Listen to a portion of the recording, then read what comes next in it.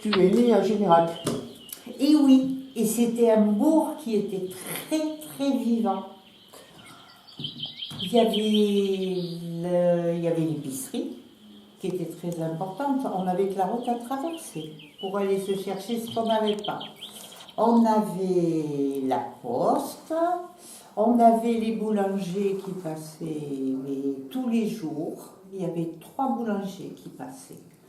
On avait le boucher qui passait 2 fois par semaine, le poissonnier 2 fois par semaine. Mais ce qu'il y avait, dont je me souviens quand j'étais petite, c'est que j'ai des mamans pour tuer les lapins. Et on avait un rémouleur qui passait 1 fois par mois. Et ce monsieur, il achetait les peaux de lapin. Alors, j'avais droit de garder ces peaux de lapin, il fallait mettre du foin pour protéger, et il nous achetait les peaux de lapin. Et j'avais le droit d'aller lui vendre, c'était 20 centimes, c'était quelque chose à l'époque, hein. Et ces peaux de lapin, mais ça se recyclait, et on faisait des manteaux, on avait beaucoup de fourrure à l'époque en peau de lapin. Donc c'était un bourg qui bougeait beaucoup en fait. Ben, il y avait du monde, c'était vivant. Il y avait quand même des enfants, puisqu'on le voit à l'école, le nombre d'élèves qu'il y avait. J'allais à la petite école. C'était Mademoiselle Charbonnier à l'époque qui était mon institutrice, je m'en souviendrai toujours. C'était une dame qui était très coquette. C'était elle, l'institutrice de Générac. Alors, c'était Paquerette Bretou qui était la déléguée. Et tous les jours, elle montait pour aller lui chercher son maquillage, sa glace, et elle se recoiffait. Et après, il partait à la cantine. Voilà.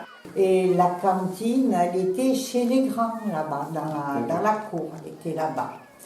Voilà. Madame Bellu, elle n'y est pas. Alors là, Jean-Pierre, Jacques Razé, moi, Jean-Yves de Gorce, Régis Caduceau, Goriveau, Christian Hull.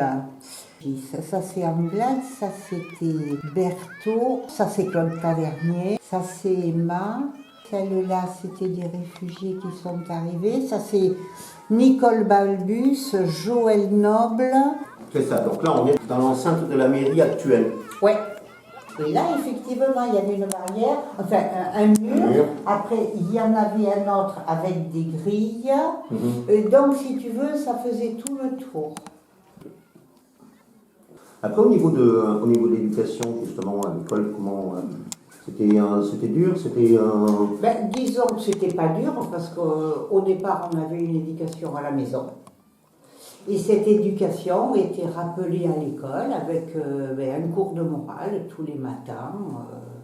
Il y avait effectivement une morale que nous expliquait l'institutrice.